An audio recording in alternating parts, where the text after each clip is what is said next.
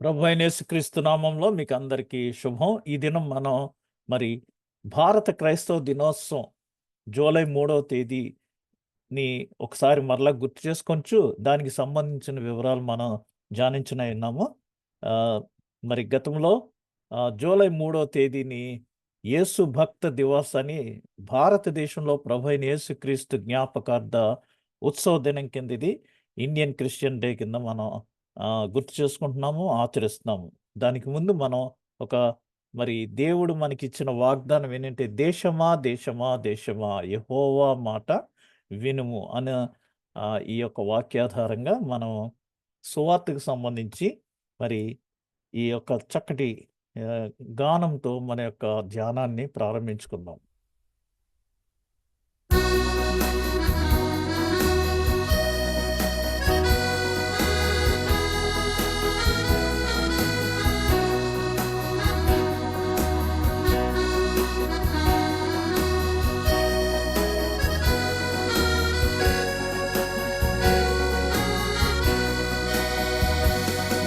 చాటించుడి మనుష్య జాతికే సునామము, చాటించుడి అవశ్యమేసు ప్రేమ సారము, జనాదులు విశేష రక్షణ సునాదము, వీణు పర్యంతము. చాటుదాము చాటుదాము, చాటుదాము చాటుదాము, చాటుదాము చాటుదాము, శ్రీ యేసు నామము.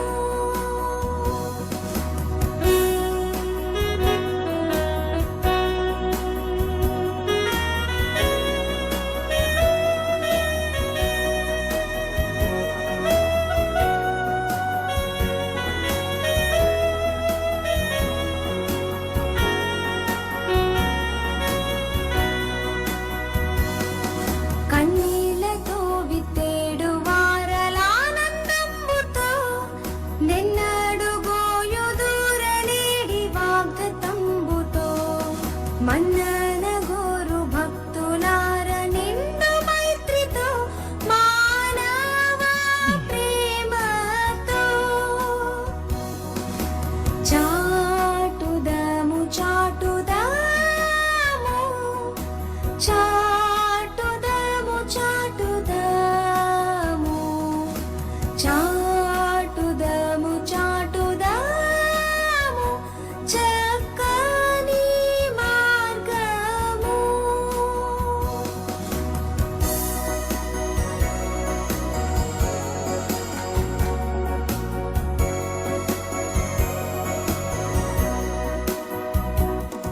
సమీపమందు నుండునేమో చావు కాలము, సదా నశించిపోవు వారికి సుభాగ్యము, విధంబు చూపగోరి ఆశతోడ నిత్యము వినిపించుచుందుము.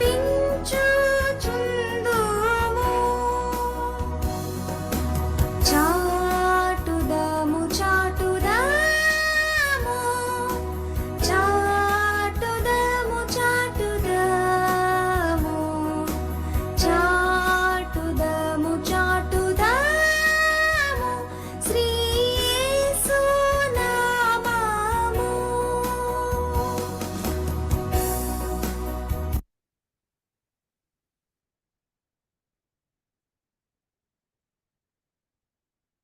మరి యేసు ప్రభు జన్మించింది క్రీస్తుకు పూర్వం 4, 5 సంవత్సరాల మధ్య జన్మించారు. ఆయన పరిచర్య 30వ సంవత్సరంలో ప్రారంభించారు. ఎందుకంటే మోషే ధర్మశాస్త్ర ప్రకారంగా పరిచర్యకు 30 సంవత్సరంలో ఆయుష్ కావాలి. 30 సంవత్సరాల వయసు కావాలి. అయితే 3.5 సంవత్సరంలో ఆయన మరి ఆయన సువార్త ప్రకటించిన తర్వాత, శిష్యులకి అనేకమైన తర్బీదులు ఇచ్చిన తర్వాత, మరి ఏప్రిల్ 7వ తేదీ క్రీస్తు శకం 30వ సంవత్సరంలో ఆయన సిలువ వేయబడి ఉన్నారు. తదుపరి 3వ దినాన పునరుద్ధానుడై లేచి మరి అనేక మందికి ఆయన పునరుద్ధానుడయ్యానన్న ఆ ప్రూఫ్‌గా ఆయన అనేక మందికి అగుపడుచు 40 దినములైన తర్వాత ఆయన ఆరోహణమై వెళ్ళిపోతూ మరి తన శిష్యులకు మీరు నా దగ్గర ఏం నేర్చుకున్నారో అది సర్వలోకానికి వెళ్ళి మీరు తెలియచేయండి. Go into the world and preach this gospel అనేసి ఆయన తన శిష్యులకి చెప్తూ, అయితే మీరు మరి పరిశుద్ధాత్మను మీ కొరకు పంపిస్తాను. మీకు నిత్యము తోడుగా ఉండటానికి, సహాయంగా ఉండి మీకు నడిపించటానికి. మీరు శక్తి పొందే వరకు యెరూషలేములోనే వేచి ఉండండి అన్నప్పుడు, పెంతెకోస్తు పండుగ దినాన అనగా ఆయన ఆరోహణమైన 10 దినముల తరువాత మరి శిష్యులు అందరూ ప్రార్థిస్తుండగా మేడగదిలో మరి వారు పరిశుద్ధాత్మను పొందుకున్న తర్వాత వారు అనేక దేశాలకు వెళ్ళి సువార్తను ప్రకటించారు. ఆ ఫలితంగా మరి ఈ భూమిని అంతటిని తలక్రిందులు చేశారు వారు. మనం ఈ దినాన్న మరి దేవుణ్ణి ఆరాధిస్తున్నాం అంటే వారు చేసిన సేవా ఫలం. ఇక్కడ యేసుప్రభు ఆరోహణమై వెళ్తూ శిష్యులకి ఏం చెప్పాడో చూద్దాం.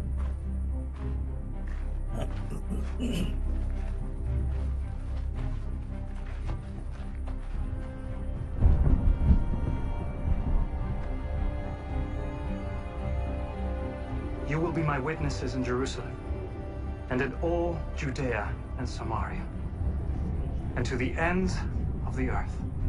Go into the world and preach the gospel to all creation.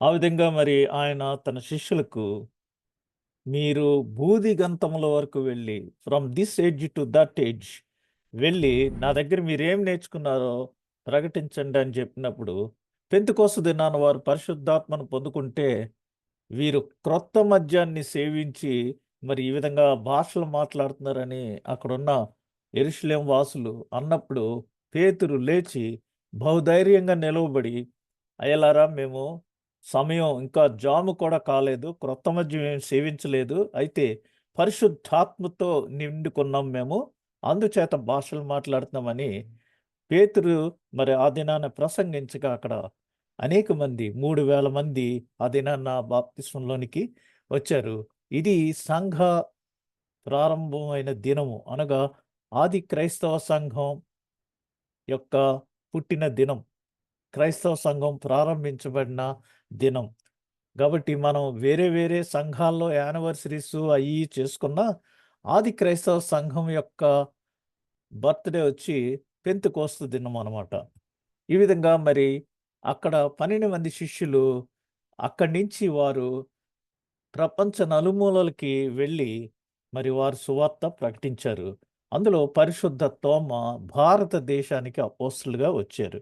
క్రీస్తు శకం 52వ సంవత్సరంలో భారతదేశమునకు వచ్చి క్రీస్తు శకం 72లో చెన్నై సమీపంలో హతసాక్షి అయిన ప్రభువైన యేసుక్రీస్తు శిష్యుడు భారతదేశ అపోస్తలుడైన పరిశుద్ధ తోమ ప్రాణత్యాగ దినముగా జూలై 3వ తేదీని సాంప్రదాయకంగా మనం ఆమోదించబడింది.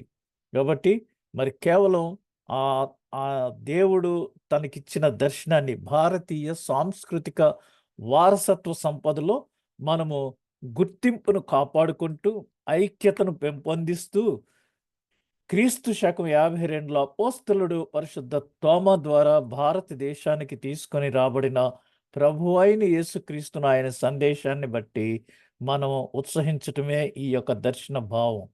ప్రపంచవ్యాప్తంగా ఈ యొక్క ఉద్యమం భారతదేశంలోనూ మరియు ప్రపంచవ్యాప్తంగా ఉన్న ప్రభువైన యేసుక్రీస్తు స్నేహితులు మరియు అనుచరులు నీ యేసు ప్రభు మరి చివరిగా ఆయన సిలువ వేయబడక మునుపు ఆ ముందు దినాన ఆ శిష్యులందరికీ ఆయన కాళ్ళు కడిగి, నేను మీకు ఒక ఆజ్ఞ ఇస్తున్నాను, నేను మిమ్మల్ని ప్రేమించినట్టు మీరును ఒకరి ఎడల ఒకరు ప్రేమను కలిగి ఉండాలి. అన్నిటికంటే మించినది నీ పొరుగు వానిని ప్రేమించుము. సమాజమునకు మనము సేవ చేయటము ప్రభు అయిన యేసును బట్టి మనం ఉత్సహించవలను. అందుచేత ఈ యొక్క దిన సందర్భంగా సమాజ సేవ కేవలం సువార్త ప్రకటించడం అంటే మరి బైబిల్ పట్టుకుని స్పీచ్ ఇచ్చేయటం కాదు. సమాజంలో యేసు ప్రభు అనేకమైన కార్యాలు ఏ విధంగా చేశారో ఆ విధంగా సమాజ సేవ, ఆరోగ్య, అక్షర అక్షరాస్యత శిబిరాలు, ఆహారం, దుస్తులు పంపిణీ, పర్యావరణ శుభ్రత, cleaning also part of evangelism. తలాంతుల కార్యక్రమాలు, మనకి ఏ తలాంతులుంటే ఆ తలాంతులు. ఇక్కడ మా సంఘానికి ఒక చక్కటి తబలా వాయించే ఆయన వచ్చాడు, సాల్మన్ రాజు అని. అతను చక్కటి స్వరంతో తబలా వాయిస్తూ పాడుతానంటే అసలు పాటల ద్వారా సువార్త 80% మంది మరి దేవుణ్ణి అంగీకరించే వారుగా ఉంటారు. అటువంటి తలాంతులతో కూడిన కార్యక్రమాలు. భారతీయ సంస్కృతి మనకి అనేకమైన లలిత కళలు ఉన్నాయి. నృత్యం చేసేటప్పుడు మనం పాడతాము, మరి అనేకమైన మూమెంట్స్ మనం చూపిస్తూ ఉంటాము. వాచికాభినయం, అనేక రకాలైన అభినయాలు చేస్తుంటాము. సంగీతం కార్యక్రమాలు, ఇవన్నీ ఉత్సవాలు. మనం పార్టీయింగ్ అంటే కేవలం అది ఫన్ కోసం కాదు, అందరం కలుసుకుని దేవునితో సహవాసాన్ని కలిగి ఉండటం కూడా అది ఒక ఉత్సవం. కాబట్టి భారతదేశాన్ని, ప్రపంచాన్నంతటినీ రూపొందించడానికి, మార్పు చేయటానికి సహాయపడిన ప్రభు అయిన యేసుక్రీస్తు బోధ, జీవిత సూత్రాలతో కూడిన ఆయన భూ సంబంధమైన పరిచర్య యొక్క 2000వ వార్షికోత్సవాన్ని మనం ఇక్కడ స్టాటిస్టికల్గా కౌంట్ డౌన్లని, లేకపోతే ఎవ్రీ ఇయర్ ఇంత ఇంత అని మనం స్కోర్ చెప్తూ ఉంటాం. అయితే ప్రభు అయిన యేసుక్రీస్తు లోకానికి వచ్చి మరి ఆయన సిలువ వేయబడిన తర్వాత 2000వ వార్షికోత్సవాన్ని గౌరవిస్తూ ఈ దశాబ్ద ఉత్సవం. 2000 అంటే అది 2 యుగాలు, దశాబ్దం అంటే ఈ 10 సంవత్సరాలు. అంచేత మనం ఈ దశాబ్ద ఉత్సవం అనగా 2021 నుంచి 2030 వరకు 2000వ వార్షికోత్సవం వరకు చేసే ఈ యొక్క ఉత్సవం అన్నమాట ఇది. ఇది మీరందరూ చదువుకోవచ్చు.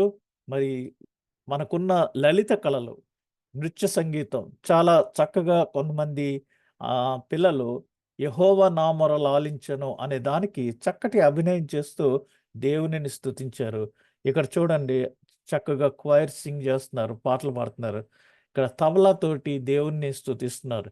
మన యొక్క ముఖ్యమైన ఉద్దేశం ఏంటంటే, దేవుడు లోకాన్ని ఎంతో ప్రేమించాడని ఇందాక మీరు పాటలో చూశారు. ఆ ప్రేమను మనము, ఆ క్రీస్తు ప్రేమను మనం ఇతరులకు చూపించాలి.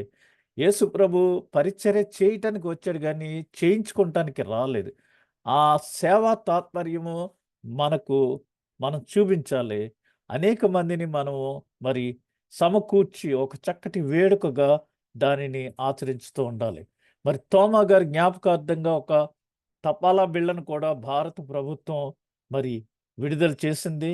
ఆ విధంగా మరి ఆయనను ఈ సమయంలో మనం గుర్తు చేసుకుంటాం, మనకెంతో ఆశీర్వాదకరం. దీనికి సంబంధించిన వీరందరూ అనేక మంది బిషప్స్ మరి నాగాలాండ్ నుంచి, మిజోరాం నుంచి, అనేక ప్రాంతాల నుంచి, చర్చ్ ఆఫ్ సౌత్ ఇండియా నుంచి వీరందరూ కలిసి ఈ యొక్క మరి ఇక్కడ chief minister, Meghalaya chief minister కూడా ఉన్నారు. వీరందరూ కలిసి చక్కగా ఒక టీం వర్క్ చేయటం వల్ల ఈ యొక్క భారత క్రైస్తవ దినోత్సవం కింద మనం దీన్ని ఆచరించుచున్నాము. శాఖా భేదాలు, ప్రాంతీయ భేదాలు ఏమీ లేకుండా మనమందరము క్రీస్తులో ఒక్క శరీరమై ఉన్నాము. చివరిలో మీరు ఆ పాట వింటారు. మనం ఒకే బాప్తిస్మం తీసుకుంటున్నాం, ఒకే రక్తంలో కడగబడ్డాం, ఒక్క బాప్తిస్మే తీసుకుంటున్నాం పాప క్షమాపణ నిమిత్తం. మనమందరము ఒక్కటి.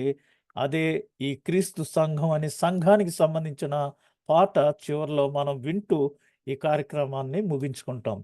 యేసు భక్త దివాస్ భారత క్రైస్తవ దినోత్సవం సేవ, ప్రేమ, సేవ, వేడుక ఇవన్నీ మనం ఇందులో చూస్తున్నాం.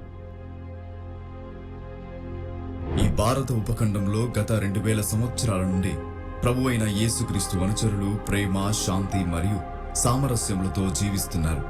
క్రీస్తు శకం 52లోని యేసుక్రీస్తు యొక్క 12 మంది శిష్యుల్లో ఒకరైన సెయింట్ థామస్ గారు దక్షిణ భారతదేశపు కేరళ రాష్ట్రంలోని మలబార్ తీరానికి చేరుకున్నారు.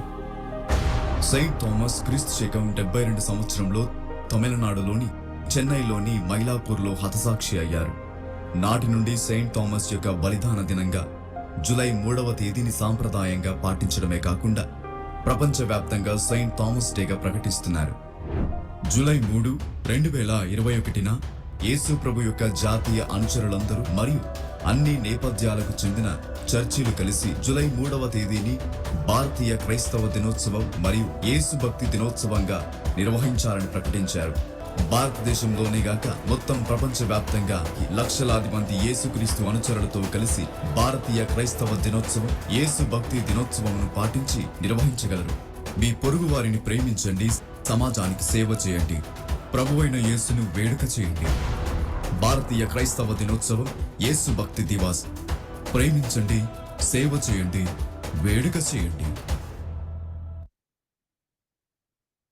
కాబట్టి మన దేశానికి మరి స్వాతంత్రం కాదు, సువార్త తీసుకొచ్చింది తోమా. క్రీస్తు యొక్క ఆత్మ ఎక్కడ ఉంటుందో అక్కడ స్వాతంత్రం ఉంటుంది. క్రీస్తు మనలను స్వాతంత్రులనుగా చేసి ఉన్నారు. కాబట్టి స్వాతంత్ర దినోత్సవం వస్తుంది, బాగానే ఉంది, స్వాతంత్రం వచ్చింది అనుకుంటే మనల్ని క్రీస్తు స్వాతంత్రంగా చేశాడు, పాపం నుంచి మనలను తప్పించి. తోమా అనే పదానికి దిదుమా అనే అర్థం ఉంది. మరి హీబ్రూ, అరామిక్ భాషల్లో దీనికి కవలలు, ట్విన్స్ అని అర్థం. యాక్చువల్గా తోమా గలిలే ప్రాంతానికి చెందినవాడు. మరి బైబిల్లో అతని గురించి ఎక్కువ పరిచయం ఎక్కడ ఎక్కువ రాయబడలేదు. ఎందుకంటే పేతురు గారికి ఎక్కువ హైలైట్ చేయబడింది, కానీ తోమా గురించి 4 సువార్తల్లో ఒక్క యోహాను సువార్తలో మాత్రమే ఇది రాయబడి ఉంది. మనం చూస్తే యేసు ప్రభు మరి ఆరోహణమై వెళ్తూ మీరు యూదయ, గలిలయ, సమరయ ప్రాంతాల్లో నా నా దగ్గర ఏమి నేర్చుకున్నారో మరి ప్రపంచ నలుమూలలకి వెళ్ళి ప్రకటించండి అని చెప్పారు. యూదయ, గలిలయ, సమరయ అంటే ముందు విదిన్ ద ఫ్యామిలీ యెరూషలేం అన్నమాట. యెరూషలేం అంటే వారు ఉన్న ప్రదేశం, ప్రాంతం, మనం ఉన్న ఊర్లో. గలిలీ అంటే ప్రక్క ప్రాంతాలు, అంటే సొంత ఫ్యామిలీ, ముందు కుటుంబం, తర్వాత రిలేటివ్స్, తర్వాత అదర్ దాన్ రిలేటివ్స్. అంచేత మనం ఇక్కడ చూస్తే మొదట యెరూషలేంలోను, తర్వాత నజరేత్ గలిలయను, తర్వాత సమరయ అంటే అక్కడి నుంచి అవుట్స్కట్స్కి వెళ్ళిపోతున్నాం కాబట్టి అన్యులకు సువార్త ప్రకటించవలను. అందుకనే మనం తెలుగులో సామెత అంటూ ఉంటారు, మరి ఇల్లు చక్కబెట్టినోడు బయటేం చక్కబెడతాడు అనేసి. అంటే ముందు ఇంట్లో చక్కబెడితే అప్పుడు మనం బయట వాళ్ళకి చెప్పవచ్చు. లేదా మరి ముందు కన్న తల్లికి భోజనం పెడితే తర్వాత పినతల్లికి కోక పెట్టొచ్చు. మనకి అది కూడా డైలాగ్ ఉంది కదా. ఇప్పుడు మనోళ్ళు ఏం చేస్తున్నారంటే కన్నతల్లికి భోజనం పెడతలేదు కానీ పినతల్లికి కోక పెడతామనేసి ఎక్కడెక్కడికో వెళ్తున్నారు. కాబట్టి ముందు ఇల్లు చక్కబెట్టి తర్వాత ఇక్కడ చేయవలసిన పని చాలా ఉంది. ఈ ఇల్లు చక్కబెట్టుకుని అప్పుడు బయటికి వెళ్ళాలి. అందుకనే శక్తి పొందే వరకు మీరు యెరూషలేంలో ఉండండి అని ప్రభు వారికి ఆజ్ఞాపించాడు. యెరూషలేంలో బేతనీయ, పరిసయ్యులు, మత పెద్దలు, లాజరు, మరియా, మార్త వీరందరూ ఉన్న ప్రదేశం. గలిలీ ప్రాంతం అంటే పేతురు, ఆంద్రెయ, యోహాను, యాకోబు ఎక్కువగా ఈ ప్రాంతంలో అంతా జాలర్లు. మరి సమరయ అంటే అన్యులు, అనగా అదర్ దాన్ జ్యూస్, యూదులు కానివారని మనం తీసుకోవచ్చు. బైబిల్లో 4 సందర్భాల్లో తోమాను గూర్చి వివరణలు ఉన్నాయి. ఒకటి యోహాను సువార్త 11వ అధ్యాయం 16వ వచనంలో, అందుకు దిదుమ అనబడిన తోమా ఆయనతో కూడా చనిపోవుటకు మనమును వెళ్ళుదమని తన తోడి శిష్యులతో చెప్పాను. ఎప్పుడు చెప్పారంటే యేసు ప్రభుకి తన తమ్ముడు లాజరు చనిపోయాడనే వార్త వస్తే మనం అక్కడికి వెళదాము అని చెప్పినప్పుడు అయ్యో ఇప్పుడు అక్కడికి వెళ్తే నిన్ను చంపేస్తారు ప్రభు అని కొంతమంది శిష్యులు అన్నప్పుడు మరి తోమ ఏమన్నాడంటే ఆయనతో కూడా మనమును చనిపోవటకు వెళ్ళుదము. చాలామంది ఏంటంటే వెనక్కి తగ్గిపోతారు. అలా తోమ ఎంత చక్కటి ఆ, మరి ఎంకరేజ్మెంట్ ఇచ్చాడో తన శిష్యులకి, తోటి వారికి మనం ఇక్కడ చూడొచ్చు. అదొకటి. రెండవది యోహాను సువార్త 14వ అధ్యాయం 5వ వచనంలో యేసు ప్రభు నేను వెళ్ళి మీకు స్థలము సిద్ధపరచనై ఉన్నాను, నేను నా తండ్రి ఇంటికి వెళ్ళుచున్నాను అని చెప్పగానే అందుకు ప్రభువా ఎక్కడికి వెళ్ళుచున్నావో మాకు తెలియదే, ఆ మార్గం ఎలాగూ తెలియనని ఆయనను అడగగా, అంటే నువ్వెక్కడికో వెళ్ళిపోతున్నావు, మాకేమో లొకేషన్ తెలీదు, జీపీఎస్ లేదు, ఎట్లా కనుక్కునేది అన్నప్పుడు అప్పుడేమన్నాడంటే యేసు నేనే మార్గమును సత్యమును జీవమును, నా ద్వారానే తప్ప ఎవడును తండ్రి యొద్దకు, the only way to reach the father is through Jesus. కాబట్టి నా ద్వారా తప్పితే ఎవడును తండ్రి దగ్గరికి చేరడు అని చెప్పారు. ఆ తర్వాత మూడవ సందర్భంలో యోహాను సువార్త 25వ అధ్యాయం 25వ వచనంలో గనుక తక్కిన శిష్యులు మేము ప్రభువును చూచితిమని తోమాతో చెప్పగా అతడు నేనాయనను చేతులలో మేకుల గుర్తును చూచి నా వేలు ఆ మేకుల గుర్తులో పెట్టి నా చెయ్యి ఆయన ప్రక్కలో ఉంచితేనే గాని నమ్మనని వారితో చెప్పాను. అంత డౌట్లు మాస్టర్ అన్నమాట తోమ. అందుకనే మనలో ఎవరైనా ఎక్కువ డౌట్స్ అడుగుతున్నంటే వారిని ఎందుకురా తోమాలని ఎక్కువ డౌట్స్ అడుగుతావు అనేసి ఆ టైటిల్ మనం ఇస్తూ ఉంటాం. అప్పుడు తరువాత తోమాను చూచి నీ వ్రేలు, యేసు ప్రభు మరలా తోమ ఉన్న టైంలో ప్రత్యక్షమయ్యి నీ వేలు ఇటు చాచి నా చేతులు చూడుము, నీ చెయ్యి చాచి నా ప్రక్కలో ఉంచి అవిశ్వాసివి కాక విశ్వాసివై ఉండుమని అనెను. అందుకు తోమ ఆయనతో నా ప్రభువా నా దేవా అనెను. ఇది బాగా గుర్తుపెట్టుకోండి. నా ప్రభువా నా దేవా, మై లార్డ్ మై గాడ్ అని అనేక చోట్ల మరి తోమ ఆయన సంబోధిస్తూ ఉంటాడు, రాస్తుంటాడు. యేసు నీవు నన్ను చూచి నమ్మితివి, చూడక నమ్మిన వారు ధన్యులని అతనితో చెప్పాను. కాబట్టి మనం అందరం ఇప్పుడు ఏ కేటగిరీలో ఉన్నాం? చూడక నమ్మిన వారు ధన్యుల కేటగిరీలో మనం అందరము ఉండి ఉన్నాం. చివరిగా అపోస్తల కార్యాలు 1వ అధ్యాయం 13వ వచనంలో అక్కడ వారు 13వ వచనంలో వారు పట్టణంలో ప్రవేశించి తాము బస చేయుచుండిన మేడగదిలోనికి ఎక్కిపోయిరి. వారెవరనగా పేతురు, యోహాను, యాకోబు, ఆంద్రియ, ఫిలిప్పు, తోమ, బర్తొలొమయి, మత్తయి, అల్ఫై కుమారుడగు యాకోబు, జెలోతే అనబడిన సీమోను, యాకోబు కుమారుడగు యూదా అను వారందరూ ఈ 12 మంది అక్కడికి మరి ప్రార్థన చేయటానికి ఆ మేడగదిలో ఉన్నట్టుగా మనకి వివరించబడింది. ఇది తోమ గూర్చిన బైబిల్లో ఉన్న సంఘటనలు. ఇప్పుడు చారిత్రాత్మక సంఘటనలు తోమ గురించి మనం భారతదేశ సువార్తను గురించి మనం తెలుసుకుందాం. మరి శిష్యులందరూ ఈ విధంగా సర్వసృష్టికి వెళ్ళటానికి వీరు పరిశుద్ధాత్మ పొందుకున్నాక ఏం చేయాలని వీరందరూ చీట్లు వేసుకున్నారట. ఆ చీట్లలో ముగ్గురికి ఉత్తర దిశ, ముగ్గురికి తూర్పు దిశ లాగా వచ్చినప్పుడు తోమాకు భారతదేశం వైపుగా వెళ్ళాలని తూర్పు డైరెక్షన్ వస్తే తోమ ఎట్లా వెళ్ళాలి, నాకు ప్రయాణ సాధనాలు ఏమీ లేవు, అయినా భారతదేశం ఎవరు వెళ్తారు అన్నట్టుగా కొద్దిగా వెనకంజ వేస్తున్నప్పుడు ప్రభు అతనికి మరి స్వప్నంలో నువ్వు వెళ్ళవలసిందే అని మరి తెలియజేసినప్పుడు తాను మానసికంగా అనగా మెంటల్గా ప్రిపేర్ అయ్యి మరి ఈ దిశలో ప్రయాణించటానికి సిద్ధంగా ఉన్న సమయంలో మరి గుండోఫరస్ అనే రాజు ఆఫ్ఘనిస్తాన్ పరిపాలిస్తున్నాడు. మొదటి శతాబ్దం 40వ సంవత్సరంలో అతనికి సంబంధించిన బంగారు నాణ్యాలు, అతని ముద్రలు అన్నీ కూడా మీరు చూస్తే అవన్నీ దొరుకుతాయి. ఎందుకంటే గూగుల్లో మీరు చెక్ చేస్తే గుండోఫరస్ ఆఫ్ఘనిస్తాన్ దేశాన్ని ఆ రోజుల్లో పరిపాలించాడు. అతని దగ్గర అథోనియస్ అనే ఒక వ్యాపారవేత్త మరి ఉన్నప్పుడు గుండోఫరస్ ఏమన్నాడంటే నేను ఒక మంచి ప్యాలెస్ కట్టాలి, మ్యాన్షన్, అది ప్రపంచంలో ఎవరో కట్టకూడదు అలాంటిది. అలాంటిది కడతానికి మంచి ఆర్కిటెక్ట్ ఎవరైనా ఉంటే నాకు కావాలి అని చెప్పినప్పుడు, ఈ అథోనియస్ అనే వ్యాపారవేత్త, మరి నేను అనేక ప్రాంతాలకు తిరుగుతా ఉంటాను.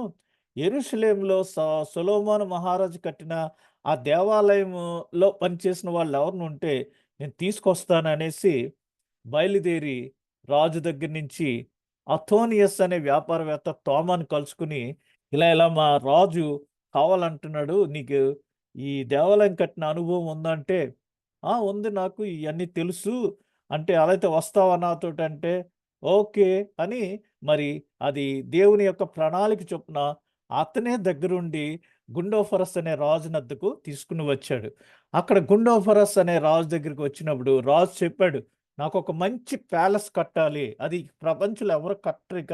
అటువంటిది యూనిక్." అని చెప్పినప్పుడు, "అలాగే" అని చెప్పి, "నీకెంత డబ్బులు కావాస్తే అంత డబ్బులు తీసుకో" అని చెప్పినప్పుడు తోమా ఏం చెప్పాడంటే, "నేను అదంతా కట్టిన తర్వాత మిమ్మల్ని పిలుస్తాను. ఫినిష్ అయిపోయిన తర్వాత. ఈ మధ్యలో నన్ను డిస్టర్బ్ చేయొద్దని" చెప్పి అతని దగ్గర చక్కగా అన్ని డబ్బులు తీసుకొని, మరి యేసు ప్రభు తనకేం ఆజ్ఞాపించాడో, "మీరు సర్వ సృష్టికి వెళ్ళి సువార్త ప్రకటించుడు" అన్నప్పుడు, ఆ ధనము పేదలకు ఇచ్చి సామాజిక ఇందాక మనం చూసాం కదా! అన్ని డెవలప్‌మెంట్స్‌కి ఆ ధనం పేదలకిచ్చి ఆఫ్ఘనిస్తాన్‌లో అనేక మంది ప్రజలకు సువార్త ప్రారంభించాడు. ఈ విధంగా సువార్త ప్రకటిస్తునంటే మరి ఒకరోజు కొన్ని నెలలయిపోయిన తర్వాత ఆ గుండోఫరస్ రాజు ఏమయ్యాడు? ఎంతవరకు వచ్చింది కన్‌స్ట్రక్షన్ అంటే ఎవరికీ తెలియలేదు. అప్పుడు వెళ్ళి వాడిని పట్టురండి అనేసి తోమాని తీసుకురమ్మని సైనికులు పంపిస్తే ఎలా అయితే సైనికులు మరి తోమాను కనుక్కొని రాజు దగ్గర తీసుకొచ్చారు. రాజు అడుగుతున్నాడు, "ఏమయ్యా డబ్బులు తీసుకొని ఎళ్ళావు ఏమైంది? నువ్వేదో మరి నాకు కడతానన్నావు, పిలుస్తానన్నావు, ఇంతవరకు పిలవలేదు ఏమైంది?" అంటే వాట్ ఈస్ ద స్టేటస్ అంటే అప్పుడు తోమా అన్నాడు, "మీకు కట్టేసానండయ్యా" అన్నాడు. "ప్యాలెస్ కట్టేసావా? మరి నన్ను పిలవలేదే" అంటే, "ఎక్కడ కట్టావు? ఏ ప్రాంతంలో కట్టావు? ఎలా ఎళ్ళాలి?" అది ఇది అంటే, "అక్కడ కట్టానండయ్యా" అని పైకి చూపిస్తున్నాడు. పైకి చూపిస్తుంటే రాజుకి చాలా కోపమొచ్చి అతన్ని జైల్‌లో వేసేయమన్నాడు. ఎందుకంటే, "నాతో పరాచకాలు ఆడతావు" అనేసి జైల్‌లో వేసేయమన్నప్పుడు అతన్ని మరి జైల్‌లో వేసేశారు. ఆ తర్వాత కొద్ది దినాలకి మరి రాజు యొక్క సోదరుడు మరణ పడక మీద ఉన్నాడు. అప్పుడు రాజు మందిరంలో ఉన్న కొంతమంది, "అయ్యా! ఇక్కడ దైవజనుడు ఉన్నాడు కదా! అతన్ని పిలిచి ప్రార్థన చేస్తే ఏమైనా ఫలితం ఉంటుందేమో" అని చెప్పినప్పుడు రాజు తగ్గి, "సరే అతన్ని తీసుకురండి" అని ప్రార్థన చేయమన్నారు. యేసుప్రభు ఏం చెప్పాడు? మార్కు సువార్త 16వ అధ్యాయం 15వ వచనంలో, "మీరు వెళ్ళి సువార్త ప్రకటించుచు వెళ్ళండి. ఎవరి మీద చేతులుంచి మీరు ప్రార్థన చేస్తారో అక్కడ అద్భుత కార్యాలు జరుగుతాయని" ఆయన పరిశుద్ధాత్మ శక్తిని వీరందరికీ అనుగ్రహించారు. ఇప్పుడు మరి ఆ రాజు ఆజ్ఞ మేరకు మరి తోమా గారిని జైల్లోంచి బయటికి తీసుకొని వచ్చి తన తమ్ముడి దగ్గర ప్రార్థన చేయటానికి తీసుకొచ్చారు. అప్పటికి చనిపోయిన తమ్ముడి మీద చెయ్యుంచి ప్రార్థించినప్పుడు తమ్ముడు లేచి కూర్చుని, "అన్నా నువ్వెంత చక్కటి ప్యాలెస్ కట్టావన్నా" అన్నాడు. "నీకెలా తెలుసురా? నువ్వెప్పుడు చూసావంటే" "నేను వెళ్ళి పైకి వెళ్ళి ఆ ప్యాలెస్ అంతా చూసి ప్రతి గది చూసి వచ్చాను. ఎంత సూపర్‌గా కట్టావు" అన్నప్పుడు ఆ రాజు షాక్ అయిపోయి ఒకసారి చూచి నమ్మిన వారి కంటే చూడక నమ్మిన వారు ధన్యులు. మరి ఆ తమ్ముడు చెప్పిన మాట ప్రకారంగా అతను నమ్మి తోమా పైన కట్టాను అని చెప్పాడు. అది కరెక్టు అని అప్పుడు ఆ రాజు కుటుంబీకులందరూ అప్పుడు మొట్టమొదటిగా వారు బాప్తిస్మం పొంది వారు క్రైస్తవులయ్యారు. ఆఫ్ఘనిస్తాన్‌లో కూడా క్రైస్తవులున్నారు. ఇప్పుడు లేరు గాని. తాలిబాన్ అయిపోయింది ఇప్పుడు. అయితే ఆఫ్ఘనిస్తాన్‌లో క్రైస్తవులున్నారు. ఇది 42, 52 మధ్యన జరిగిన మరి సంఘటనలు. ఫస్ట్ భారతదేశానికి కాదు ముందొచ్చింది. ఆఫ్ఘనిస్తాన్‌కి వచ్చాడు తోమా. అక్కడి నుంచి అప్పుడు తర్వాత ఏమైంది చూడండి. మార్కు సువార్త 16వ అధ్యాయం 15వ వచనం. నేను ఇందాక చెప్పాను కదా! "మీరు సర్వలోకమునకు వెళ్లి సర్వ సృష్టికి సువార్తను ప్రకటించుడి. నమ్మి బాప్తిస్మం పొందినవాడు రక్షించబడును. నమ్మని వాడు వానికి శిక్ష విధింపబడును. నమ్మిన వారి వలన ఈ సూచక క్రియలు కనబడును. ఏవనగా నా నామమున దయ్యములు వెళ్ళగొట్టుదురు, క్రొత్త భాషలు మాట్లాడుదురు, పాములను ఎత్తి పట్టుకొందురు, మరణకరమైనదేది తాగినను అది వారికి హాని చేయదు, రోగుల మీద చేతులుంచినప్పుడు వారు స్వస్థత నొందుదురని వారితో చెప్పెను. కాబట్టి ఆ విధంగా తోమ మరి ఆ రాజు తమ్ముడి మీద చేతులుంచి ప్రార్థించినప్పుడు యేసు ప్రభు మనకిచ్చిన ఆ పరలోకంలోను భూలోకంలోను ఆయనకి ఏ అధికారం ఉందో ఆ అధికారాన్ని మనకి యేసు ప్రభు ఇచ్చారు. ఆ అధికారం ఇక్కడ మరి ఆయన ప్రసన్నత ఎక్కడుంటదో అక్కడ ఆ అధికారం పనిచేస్తది. ఇక్కడ ఆ రాజు తమ్ముడు బ్రతికాడు. ఈ విధంగా మరి అక్కడ ఈ రాజు కుటుంబీకులందరూ బాప్తిసం పొందారు. వారు మొట్టమొదటి క్రైస్తవులయ్యారు. ఈయన రాజుగారు చూసారా? క్రైస్తవుడయ్యి మరి క్రైస్తవ మతాన్ని స్వీకరించి తోమా గారికి ఎంత చక్కగా మరి వంగి నమస్కారం చేస్తున్నాడు. ఇప్పుడు 42 నుంచి మరి అక్కడ ఉన్న తర్వాత 52వ సంవత్సరంలో మలబార్ తీరంలో ప్రయాణించి ఇక్కడ తప్పుబడింది 42 కాదది 52 ఏడీలో మలబార్ తీరంలో ప్రయాణించి కేరళ చేరుకున్నారు. ఈ అరేబియా మహాసముద్రం గుండా ఆయన మరి అనగా నౌకలో ప్రయాణించి కేరళ రాష్ట్రానికి చేరుకున్నారు. ఇది ఈ విధంగా అరేబియా మహాసముద్రంలో ఆయన ప్రయాణం చేశారు. చేసి మార్తోమా గేట్ అనగా మరి ఆ ప్రాంతానికి అందుకని ఇక్కడ మన దగ్గర చాలామంది మార్తోమైట్స్ అని పిలుస్తూ ఉంటారు కొంతమందిని. ఈ మార్తోమా అనే ప్రాంతంలో ఆయన మొట్టమొదటిగా ఆ భూభాగంలో కాలిడి ఇది నావ ద్వారా వచ్చి దిస్ ఇస్ ద ఎంట్రన్స్ అనమాట. అక్కడ ఆయన మరి ఒక దేవాలయాన్ని కట్టి మరి సువార్త ప్రారంభించారు. అప్పటికే యూదులు కొంతమంది ప్రపంచ నలుమూలలకి చెదిరిపోయిన వారు ఇక్కడ కేరళ రాష్ట్రంలో కొంతమంది యూదులు ఉన్నారు. ఆయన వచ్చినప్పుడు వారు మరి హిబ్రూ భాషలో మాట్లాడుతున్నంటే ఓహో మన వాళ్ళే అనేసి వారి ద్వారా ఆయన చక్కగా అన్ని విషయాలు తెలుసుకొని మరి ముందుకెళ్ళినట్టుగా చరిత్రకారులు తెలియజేస్తున్నారు. అప్పటికే యూదులు ఇక్కడ కొంతమంది ఉన్నారు. తర్వాత మరి అన్య భాషల్లో మీరు మాట్లాడతారని పరిశుద్ధాత్మ వచ్చినప్పుడు సెలవిచ్చిన ప్రకారంగా ఆయన ఈ కేరళ ప్రాంతానికి వచ్చినప్పుడు మలయాళీ భాషలో మాట్లాడుతానంటే వెనక నుంచి బ్రాహ్మణులు అందరూ చూసి ఏంటిది నిజమా కాదా అని వారు చూసి అతను చెప్తున్నవన్నీ కూడా నిజమని వారు గ్రహించారు. కానీ బాహ్యంగా వారు వచ్చి ఒప్పుకోలేదు. వాళ్ళు ఏం మాట్లాడుతున్నారో అవన్నీ కూడా వాళ్ళు వెనకుండి వింటూ ఫాలో అవుతున్నారు. ఆ విధంగా మరి ఇక్కడ ఆయన ఒక దేవాలయం కట్టాడు మార్తోమా అనే ప్రాంతంలో. తర్వాత ఆయన పలయూర్ అనే ప్రాంతంలో హైందవ భక్తులు ఎక్కువగా ఉండేవారు. అక్కడ బ్రాహ్మణులు ఎక్కువగా ఉన్నారు. అక్కడ వారికి సువార్త ప్రకటించాను. ఏంటంటే సత్యం, వాట్ ఈస్ ట్రూత్, దేవుని ప్రేమ ఏంటి, దేవుని యొక్క శక్తి ఏంటి, దేవుని మొదట సత్యం ఏంటనేది, తర్వాత దేవుడు మనల్ని ఏ విధంగా ప్రేమించాడు అనేది, మనం ఇంకనూ పాపులమై ఉండగా క్రీస్తు మన కొరకు తన ప్రాణాన్ని పెట్టాడనే ఆ ప్రేమను, తర్వాత దేవుని యొక్క శక్తి, దేవుడు మనకు తోడుగా ఉంటే మనం అన్నీ చేయగలం, అది దేవుని శక్తి. ఆ విధంగా మరి అక్కడ ఎవరు మన తోమా గారు చక్కటి గుడి కట్టి అక్కడ అనేక మంది బ్రాహ్మణులను ఆయన క్రైస్తవులుగా చేశారు. ఎలా అంటే ఈ బ్రాహ్మణులు కొలంలో సూర్య నమస్కారాలు చేస్తూ నీళ్ళు ఇలా పైకి విసురుతున్నారు. అప్పుడు తోమా వెళ్ళి పైకి నీళ్లు విసురుతున్నారు ఏంటంటే మా దేవుడికి విసురుతున్నాను.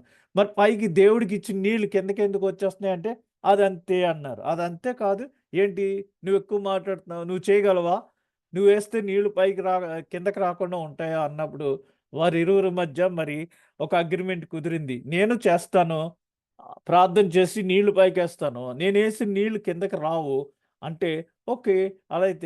అయితే వన్ కండిషన్, మరి ఆ నీళ్లు కిందకి రాకపోతే నా దేవుడు కరెక్టు, మీరు చేస్తున్నది కరెక్ట్ కాదు, మీరు నా దేవుడిని అంగీకరించాలని చెప్పినప్పుడు వారు దానికి ఆ అగ్రిమెంట్కి ఒప్పుకొని మరి వారు నీళ్లు పైకి వేసినప్పుడు కిందకి రాలేదు.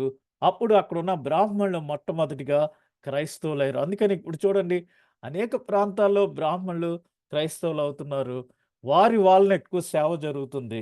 మనకి చెప్పుకోవాలంటే చక్కగా ఆర్ఆర్‌కే మూర్తి గారు కూడా బ్రాహ్మణ వంశానికి చెందినవారే.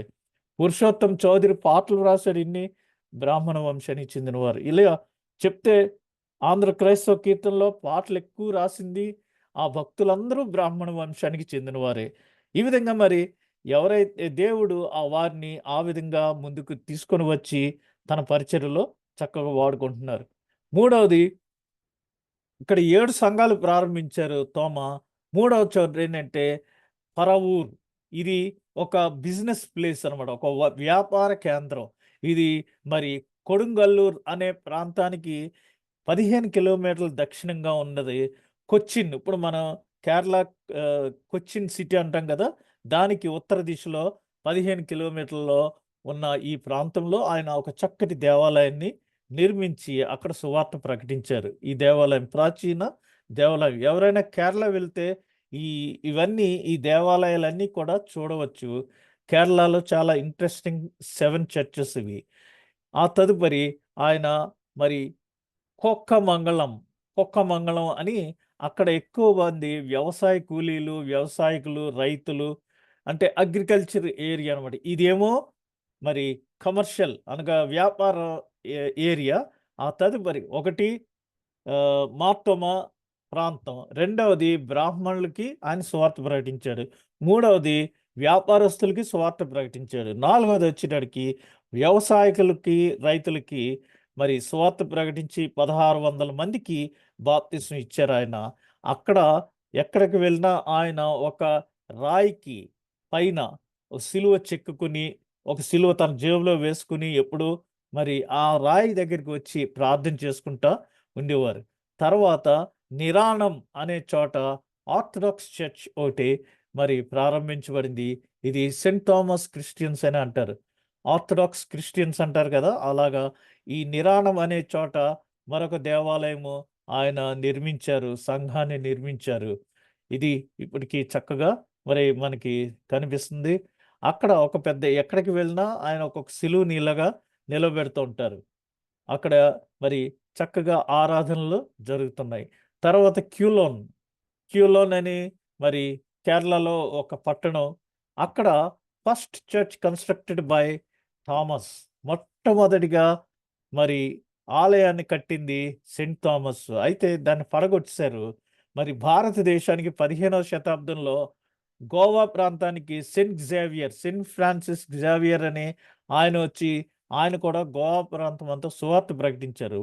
ఆయన 15వ శతాబ్దంలో రెండవ మారు ఇక్కడ దేవాలయాన్ని కన్‌స్ట్రక్ట్ చేశారు. మూడవది అనగా ఇప్పుడున్నది ప్రెజెంట్ చర్చ్, అది మూడవదనమాట ఇప్పుడు ఉన్నది. అయితే తోమా కాలం నుంచి అనగా మొదటి శతాబ్దం నుంచి ఇప్పటి వరకు కూడా ఈ సంఘానికి, ఈ చర్చ్‌కి మరి హిస్టరీ ఉంది. ఇది ఆ చర్చ్. ఏడవదొచ్చి నీలక్కల్ అంటే ఇక్కడ మనం తెలుగులో చదువుతూ ఉంటాం సోషల్ స్టడీస్‌లో చోళులు, చీర, పాండ్య ఈ 3 రాజ్యాలకి సరిహద్దు ఇదొక కొండ ప్రదేశం అన్నమాట. ఇక్కడ ఎక్కువ వ్యాపారవేత్తలు వ్యాపారం ఎక్కువ చేస్తుంటారు. ఇక్కడ మరి సుగంధ ద్రవ్యాలు ఎక్కువగా పండిస్తూ ఉంటారు. మనకొచ్చే లవంగాలు, యాలకులు, దాల్చిన చెక్క ఎక్కువగా ఇక్కడ పండుతూ ఉంటది. ఈ 3 రాజ్యాల మధ్య ఆ సరిహద్దుల్లో ఆయన చక్కగా పరిచర్య చేసి మరి వారికి సువార్త ప్రకటించారు. ఆయన ఎప్పుడూ ఒక చోట ఒక సిలువ నిలబెట్టుకుని మరి అక్కడికి వెళ్ళి ప్రార్థన చేసుకునేవారు. అయితే తర్వాత కొంతమంది మరి హైందవ కార్యకర్తలు, మతోన్మాదులు అక్కడ ఇది మా ఏరియా అని ఇది బాబ్రీ మసీదులని వారు మరి గొడవకొచ్చినప్పుడు ఆ స్థలం అక్కడి నుంచి వాళ్ళకిచ్చేసి వేరే చోట వెళ్ళి మరి వారు దేవాలయాన్ని కట్టుకున్నారు. Since it was near the temple that protest was known as Nilakkal movement. ఆ మూవ్‌మెంట్‌లో మరి మన ప్రజలందరూ కూడా, క్రైస్తవులందరూ కూడా ఏ విధమైన హానికరమైన అవాంతరాలకి పాల్పోకుండా మరి శాంతియుతంగా ఆ చర్చిని వేరే ప్రాంతంలోనికి మార్చుకున్నారు. అక్కడి నుంచి మరి మలయత్తూర్ అనే మార్గం గుండా ఆయన మీదకి దాడి చేస్తారేమో అని ఆ విధంగా ఆయన దూరంగా తప్పించుకుని వెళ్ళటానికి మలయత్తూర్ అనే మార్గంలో తమిళనాడు వైపుగా వెళ్తున్నారన్నమాట. అక్కడ కొంతకాలం ఆయన రహస్యంగా ఒక ప్రదేశంలో ఉన్నారు. అక్కడ పైన ఒక దేవాలయం కట్టారు. ఆయన ఆ కొండ మీద రహస్యంగా ఎవరికీ తెలియకోకుండా ఆయన్నేమన్నా మరి హాని చేస్తారేమో అని కొండ మీదకి వెళ్ళి ఉన్నప్పుడు ఆయన అడుగులు ఈ కొండ మీద ఇప్పటికీ ఉంటాయని మరి చెప్తున్నారు చరిత్రకారులు. అక్కడ మరి కొండ మీద ఆయనకు నీళ్లు ఒక బావి రూపంలో అక్కడ నీరు వచ్చింది. తోమా గారికి సరిపోయే నీళ్లు ఇందులోంచి చేదుకుని తీసుకునేవారు. ఎత్తైన కొండ మీద మరి అక్కడ నీళ్లు ఉబుకుతున్నాయంటే అది దేవుని యొక్క గొప్ప కార్యం. ఇప్పటికీ కూడా దాన్ని ప్రొటెక్ట్ చేసి అక్కడికి వెళ్ళిన వాళ్ళందరూ ఆ నీళ్లు తాగుతూ ఉంటారు. చివరగా మరి హ్మ్, ఈ సంగతులన్నీ విని మద్రాసు నుంచి అప్పటికో మైలాపూర్ మహారాజు చెన్నై పట్టణంలో మీరు ఎవరైనా తెలిసిన వాళ్ళుంటే మైలాపూర్ టెంపుల్ అని ఉంది. అది చాలా ప్రసిద్ధమైన టెంపులు. అక్కడ బ్రాహ్మణులు ఎక్కువుంటారు. ఆ ఏరియాని పరిపాలించే మైలాపూర్ రాజు మరి తోమా గారిని బోధించటానికి, ఉపదేశించటానికి, ఆ రాజ్యం కొరకు ప్రార్థన చేయటానికి ఆ రాజుగారు తోమా గారికి ఆహ్వానం ఇవ్వటంతోటి మరి తమిళనాడుకి ఆయన బయలుదేరి వచ్చారు. అక్కడ ఈ బ్రాహ్మణులందరికీ కూర్చోబెట్టి ఆయన ఉపదేశించారు. అప్పుడు ఆ సముద్రంలో ఒక పెద్ద దొంగ కొట్టుకొని వచ్చింది. వారెక్కడో కట్ చేసింది.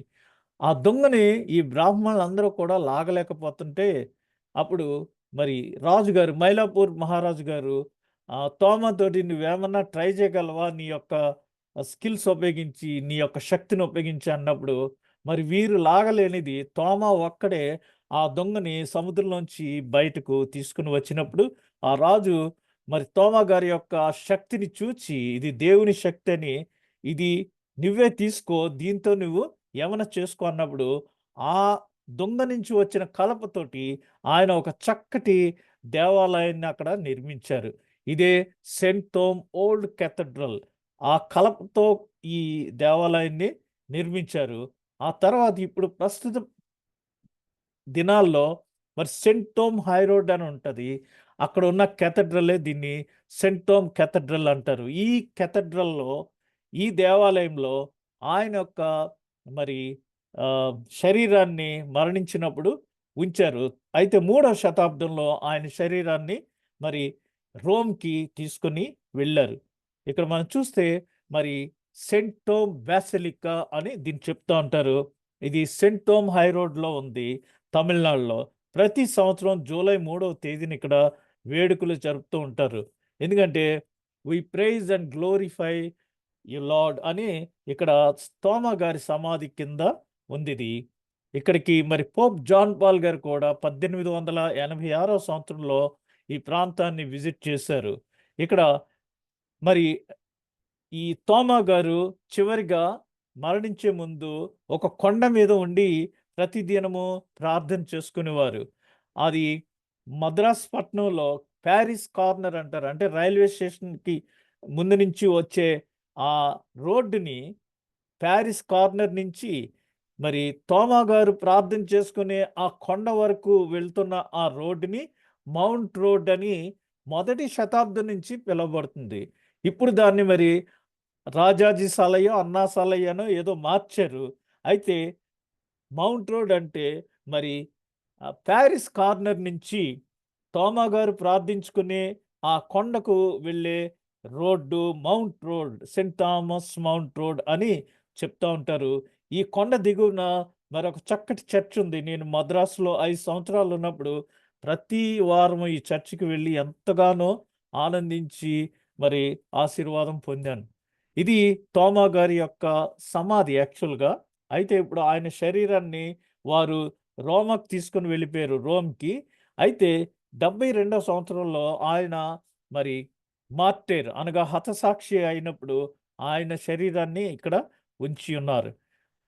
ఆ కొండ మీద ఎక్కడికి వెళ్ళినా ఆయన మై లార్డ్, మై గాడ్ అని రాసుకుంటారు. కాబట్టి తోమా గారు ప్రారంభించిన ప్రతి స్థలంలోనూ కూడా మై లార్డ్, మై గాడ్, ఇదిగో నా చేతుల్లో వేలు పెట్టి చూడు, నా ప్రక్కలో చేయి పెట్టి చూడు అని ప్రభువు చెప్పిన ఆ సంఘటన అతను అన్ని చోట్ల కూడా చిత్రీకరిస్తూ మై గాడ్, మై లార్డ్ అని అన్ని చోట్ల ఆయన రాస్తూ ఉంటారు.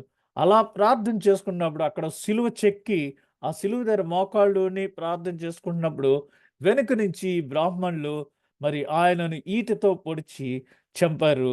అదే మరి జూలై 3వ తేదీ ఇది మరి ఆ సెయింట్ థామస్ మౌంట్ మీద ఉన్న దేవాలయము, కొండ మీద ఉన్న దేవాలయము. అంచేత ప్రతి సంవత్సరం జూలై 3వ తేదీన అదొక వేడుకగా, అదొక జ్ఞాపకార్థంగా మరి అక్కడున్న మద్రాసులో ఉన్న క్రైస్తవులందరూ కూడా మరి ఇదొక ప్రత్యేక దినంగా వారు ఆచరిస్తూ ఉంటారు. మరి ఇక్కడ మనం చూస్తే దీనికి సంబంధించిన పాట ఉంది. అయితే ఇప్పుడు వద్దది మనకి వేరేగా. ఆహ్, ఈ విధంగా మరి తోమ మనకి భారతదేశానికి వచ్చి ఈ విధంగా సువార్త ప్రకటించడం వల్ల మనము మరి అందరం కూడా ఈ దినాన్న చక్కగా దేవుని వాక్యాన్ని తెలుసుకున్నాము, ఆశీర్వదించబడ్డాం. ఇక్కడ ఒక భక్తుడు థామస్ వాట్సన్ అని ఆయన ఏం చెప్తున్నారంటే, టు సర్వ్ గాడ్, దేవుని పరిచర్య చేయుటకు దేవుని ప్రేమను, టు లవ్ గాడ్, దేవుణ్ణి ప్రేమించటంలోను, to enjoy God is the sweetest freedom in the world. August 15 వచ్చిన స్వాతంత్రం కాదు మనకు. దేవునితో దేవుని పరిచర్య చేయటం, దేవునిని ప్రేమించటం, మరి దేవునిలో ఆనందించడం కంటే మరి ఉన్న ఫ్రీడమ్, ఉన్న ఆ స్వాతంత్రం ఈ ప్రపంచంలో ఏదీ లేదని మరి ఈ థామస్ వాట్సన్ అనే ఆయన చెప్తున్నారు. మై లార్డ్, మై గాడ్ అని తోమ ఎక్కడికి వెళ్ళినా మరి చక్కగా ఒక రాతి మీద ఒక సిలువ చెక్కి అక్కడ ఎక్కువగా ప్రార్థన చేసుకుంటూ ఉండేవాడు. ఇక్కడ మనం మరి వింటే మనమందరము ఒకే కుటుంబం. We all belongs to one family. మనందరిది ఒకే నిరీక్షణ. ఏంటా నిరీక్షణ? మనమందరము ఈ దేహాన్ని విడిచి మహిమ దేహంతో దేవునితో కలిసి నిత్య జీవనం కలిగి ఉంటాం అనేది మన నిరీక్షణ, మన విశ్వాసం అది. మనం అందరికీ ఒకే జన్మము, ఒకే ప్రసాదం. ప్రభువైన యేసుక్రీస్తు మరి తాను అప్పగించబడే రోజు ఆయన రొట్టెనిచ్చి ద్రాక్ష రసాన్నిచ్చి, ఇది మీ కొరకు ఇవ్వబడుచున్న నూతన నిబంధన, నా వల్లనైనా నూతన నిబంధన అని ఆయన మనకి అనుగ్రహించాడు ఒక వీలునామా కింద. ఎందుకంటే ఈ లోకంలో మనము జీవించటానికి కావలసిన పోషక పదార్థాలని ఆహారంగా తీసుకుంటున్నాము. అయితే జీవాహారము వేరు. జీవము కలిగింది, తర్వాత ఆహారం. మనం తీసుకునేది మామూలుగా ఆహారం. కాయగూరలు అవి ఇవి తీసుకుంటున్నాం, మాంసాలు. ఇది ఆహారం, చంపబడింది. కానీ ఇది జీవము కలిగిన ఆహారం, జీవాహారం. అదే ఈ ప్రభురాత్రి భోజన ప్రసాద విందు. ఎందుకంటే ఈ లోకంలో మనము 70, 80, 90 సంవత్సరాలు జీవించడానికి కావాల్సిన పోషక పదార్థాలు వేరు.